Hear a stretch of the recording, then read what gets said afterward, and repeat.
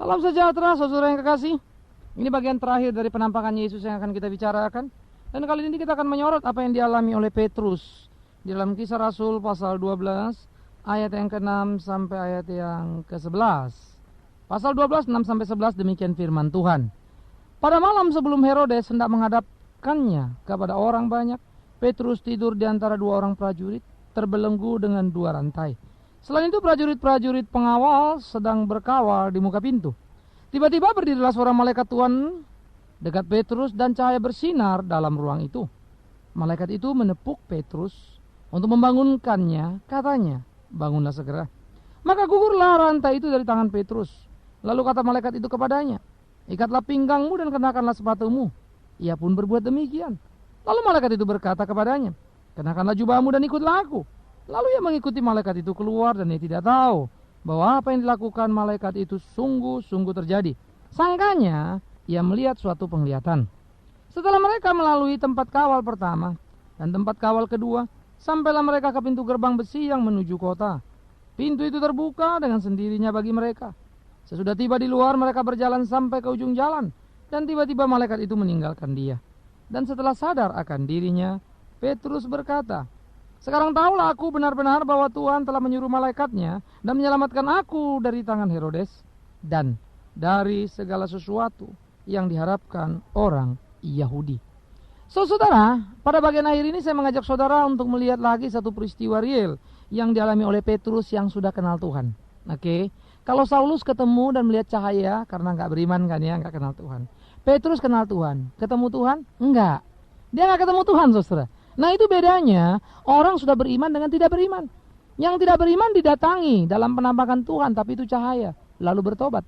Bukan gambar yang utuh ya, gambar Yesus yang kayak dilihat di dinding, yang saya bilang gambarnya Leonardo da Vinci. Kalau Anda melihat dia, sudah pasti saya harus katakan Anda salah alamat. Pasti bukan Yesus yang Anda lihat. Yang Anda lihat lukisan Leonardo da Vinci, yang mungkin begitu mengental pada kondisi kejiwaan saudara, menempel begitu kuat pada memori saudara, sampai tiap kali lihat pohon pun bisa-bisa saudara bilang lihat Yesus. Hati-hati ya. Apa Yesus gak bisa menampakkan diri, Pak? Oh bisa. Cahaya kan ya, kayak Saulus ya. Tapi ingat cahaya, tapi ingat untuk orang tidak beriman. Untuk orang beriman apa yang terjadi? Justru malaikat yang nampakin. Lain lagi saudara. Nah pada Petrus waktu di penjara di antara dua prajurit dengan rantai yang komplit, yang membuat dia gak mungkin lari karena itu penjagaan sangat luar biasa. Belum lagi pengawal-pengawal yang terus berjaga silih berganti, berjalan tanpa henti.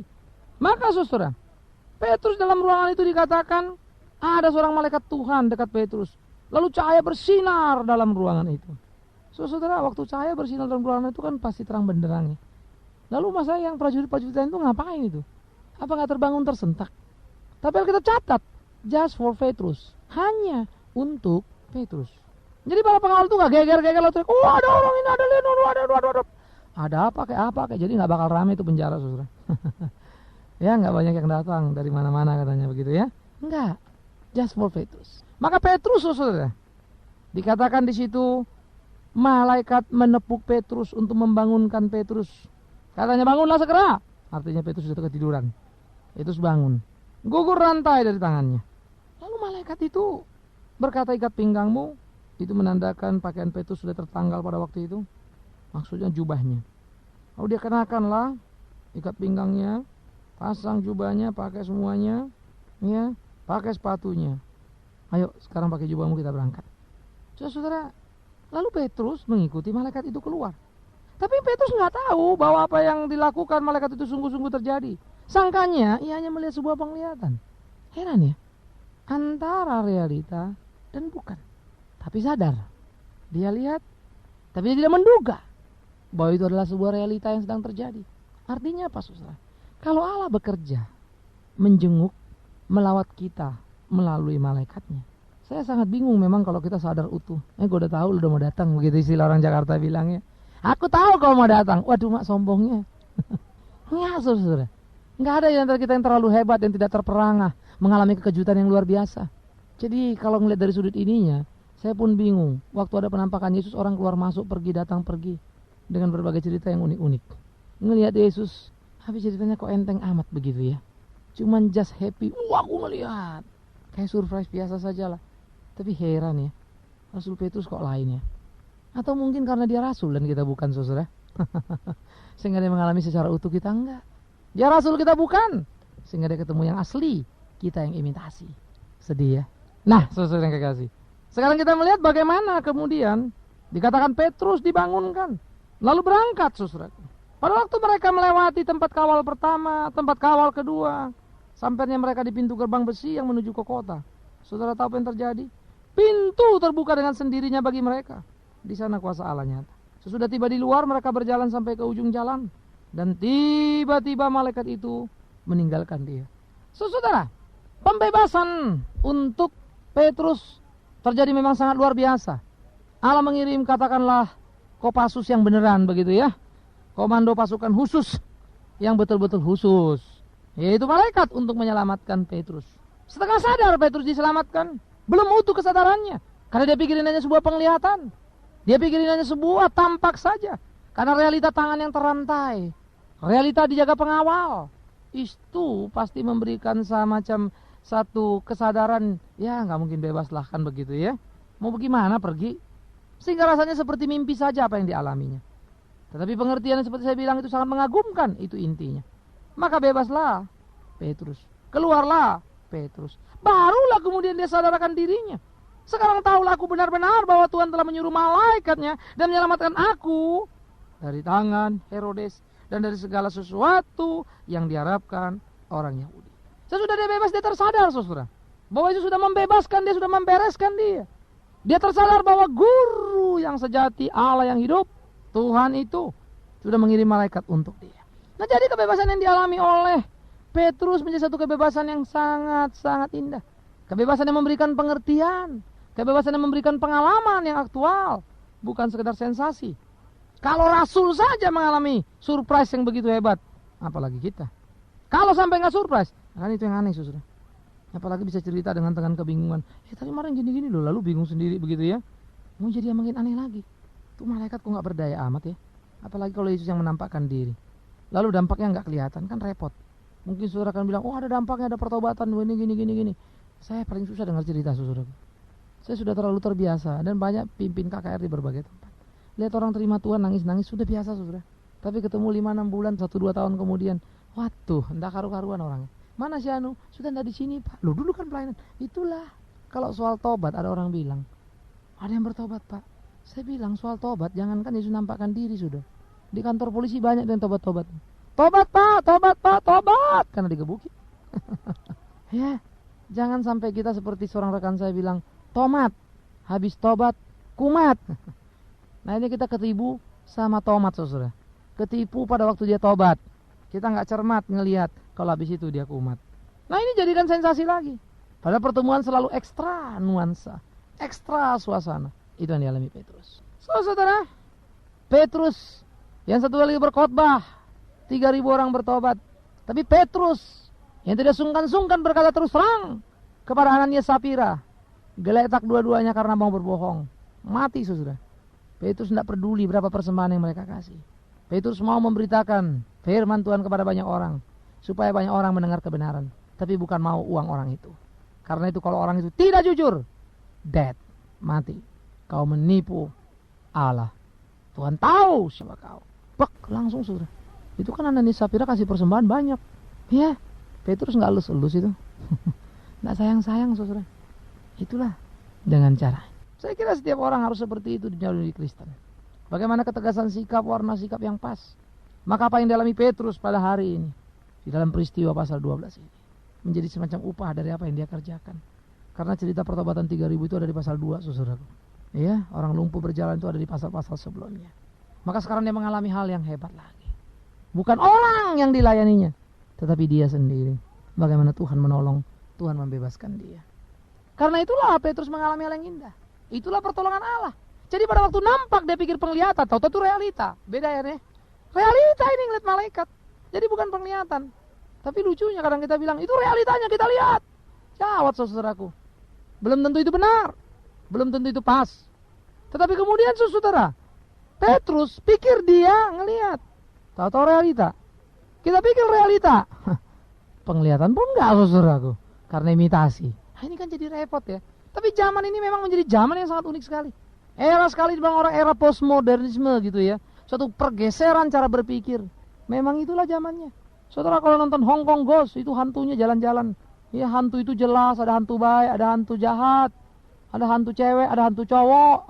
Completely. Hantu pun sudah berbentuk, saudara. Utuh. Oh, dulu kan hantu itu kayak apa, genderuwo atau apa begitu yang mengerikan lah. Itu cerita dulu. Sekarang hantu sudah cantik-cantik, ganteng-ganteng. Sudah pada pergi ke salon. Hantunya itu luar biasa sekarang. Why? Karena kemajuan manusia untuk memvisualisasikan segala sesuatu. Maka sesuatu itu dibuat hebat. Sampai ada hantu yang baik banget. Ya. Lebih baik daripada manusia. Karena ada manusia yang jahat. Gawat enggak tuh? Ada hantu yang lebih baik dari manusia. Aduh, udah gak ngerti lagi deh. Zaman ini memang zaman gawat tuh, saudaraku. Ini memang era kita. Nah, oleh karena itulah apa yang dilihat oleh Petrus harusnya menjadi pelajaran penting bagi kita. Bahwa soal penampakan Yesus Kristus harus betul-betul diuji. Untuk apa lagi Yesus menampakkan diri, saudara? Ya. Kepentingan apa? Wong Alkitab sudah komplit kok. Semua sudah lengkap kok. Kalau zaman rasul-rasul ini masih bisa dimengerti. Mereka dalam proses penulisan. Waktu itu mereka belum selesai menulis segala-galanya. Dalam proses pertumbuhan, pengalaman mereka bersama dengan Tuhan. Wajar. Kalau banyak hal spektakuler yang terjadi langsung. Ngelihat malaikat dan seterusnya. Tapi generasi kita ini kan generasi yang Alkitab sudah cukup. Bukan cuma Alkitab sudah cukup. Kita mewarisi tradisi rasul, tradisi para bapak gereja. Sejarah gereja kita punya. Belasan tahun sudah, belasan abad sudah. Apa itu masih kurang juga? Allah kan progresif sudah. Terus bekerja melalui alam ciptaannya. Semakin lengkap, semakin lengkap, semakin lengkap, semakin lengkap, semakin lengkap. Banyak cara kita boleh merasakan kasih Allah. Banyak cara kita boleh melihat bagaimana dia hadir di tengah-tengah kehidupan umatnya. Banyak cara. Iya. Kalau saudara berpikir sempit sekali. Mujizat adalah orang lumpuh berjalan. Aduh, kasihannya. Yang ajaib itu zaman sekarang adalah kalau ada orang sakit, nggak nangis, nggak merengek, itu loh. Ajaib betul itu. Itu ajaib kelas atas, itulah ajaib sejati. Itulah keajaiban yang diperlukan dalam orang Kristen untuk bersaksi kepada dunia ini. Kalau nggak punya kerjaan, dapat kerjaan ajaib, puji Tuhan. Tapi jangan bilang itu yang paling ajaib adalah nggak punya kerjaan tetapi tetap setia, tidak mengemis. Sehingga mungkin engkau dengan mengkais-kais harus mengumpulkan kertas-kertas bekas tetap hidup, tapi prinsipmu berbahagia dan sukacita. Wah, itu luar biasa. Gila ya itu orang katanya. Gajinya kecil dikit loh, tapi heran jujur sekali. Padahal majikannya percaya dia untuk ngitung duit. Dia nggak nyolong loh. Itu mengagumkan, saudara. Bukan berarti Anda tidak boleh minta kesembuhan kalau sakit, minta pekerjaan kalau nggak punya, silakan. Tetapi yang saya mau katakan, jangan terus cerita ke kiri ke kanan, itulah keajaiban paling besar. Apalagi para pendeta. Seharusnya rekan-rekan pendeta kita tidak menjerumuskan jemaat untuk berpikir ke arah pikir yang salah. Iya. Jangan juga mengangkat peristiwa Petrus lalu bilang, kalau kita di penjara pasti kita bebas. Nanti dulu. Kalau engkau di penjara, engkau tetap setia, engkau melayani Tuhan, kan bagus. Paulus 2 tahun di penjara. Gak bebas-bebas tuh kayak Petrus. Jadi sesuai kepentingan lah. Iya kan? Ya. Coba saudara pikir, Petrus khotbah 3.000 orang bertobat. Ya. Stefanus khotbah 3.000 batu datang. Iya kan? Itu realita kok. 3.000 jiwa sama 3.000 batu kan beda. Tapi dua-dua sama-sama cinta Tuhan, dua-dua sama memberitakan firman Tuhan, dua-dua sama setia. Nah itu cara Tuhan, jangan dijengkal-jengkal, jangan diukur-ukur. Ya, perlu sebuah kejujuran, saudaraku. Karena itu, pergumulan pengalaman iman kita bersama dengan Tuhan harus melihat bagaimana perjalanan dunia juga. Maka dunia kita sudah diberi Tuhan pada era kita sekarang yang kita sebut milenium ketiga ini. Adalah milenium di mana segala sesuatu begitu komplit dan luar biasanya. Tantangan dan pergumulan kita bukan bagaimana kita melihat Yesus dan berdoa supaya dia menjadi tampak dalam hidup ini. Tapi pergumulan dan tantangan kita adalah bagaimana kita hidup suci, hidup kudus di tengah-tengah zaman yang tidak suci ini. Tantangan kita adalah bagaimana kita hidup penuh cinta kasih di tengah-tengah zaman yang penuh kebencian ini. Tantangan kita adalah hidup jujur di tengah-tengah dunia bermuka dua ini. Itu, teriakanlah itu, kumandangkanlah itu. Kalau memang kau Kristen. Tapi janganlah, karena nggak bisa hidup baik, hidup benar, hidup suci, karena nggak bisa menegakkan keadilan kebenaran secara utuh, karena kita nggak bisa mengubah wajah zaman ini, lalu kita berteriak, oh aku lihat Yesus di sana, oh aku lihat Yesus di sini, oh aku lihat Yesus di... Aduh, sedih sekali. Jangan gitu saudaraku. Ya, kalau itu yang kita lakukan, orang lain kan mentertawakan kita. Ngoceh aja lo, berubah kagak, katanya mati kita saudaraku. Apa lagi? Karena itu saya harap setiap kita melihat dengan tajam ke dalam, memperhatikan dengan baik-baik. Supaya kita bisa bertumbuh bertambah di situ. Supaya kita bisa makin kuat, makin utuh di situ. Disitulah nama Tuhan dipermuliakan. Bagaimana dengan saudara? Masih pengen-pengen yang begitu? Penglihatan, malaikat datang, ditepok rantai putus, ditepok dapat kerjaan. Mental begitukah kita masih? Biarkan Tuhan membentuk. Biarkan Tuhan mengerjakan apa yang mau dikerjakannya pada kita. Jangan atur dia, tapi pasrahlah padanya. Apa kata Alkitab? Jalankan. Jangan meminta apa yang tidak perlu, tapi mintalah apa yang perlu, yaitu supaya kita kuat iman, bijaksana, mengerti seutuhnya kehendak Allah. Tuhan menolongmu, Tuhan menolongku, Tuhan menolong kita. Amin. Kita berdoa. Tuhan Bapa di dalam surga, terima kasih untuk apa yang boleh kami renungkan hari ini. Tuhan menolong memimpin kami dalam pertumbuhan iman percaya kami, supaya kami semakin utuh memahami kebenaran firman-Mu, tegak di atas kebenaran firman-Mu, berjalan pada jalan-Mu. Kami menyerahkan seluruh pergumulan hidup kami, supaya kami menjadi murid yang sejati ya Tuhan. Di dalam nama Yesus Kristus Tuhan kami berdoa dan mengucap syukur. Amin.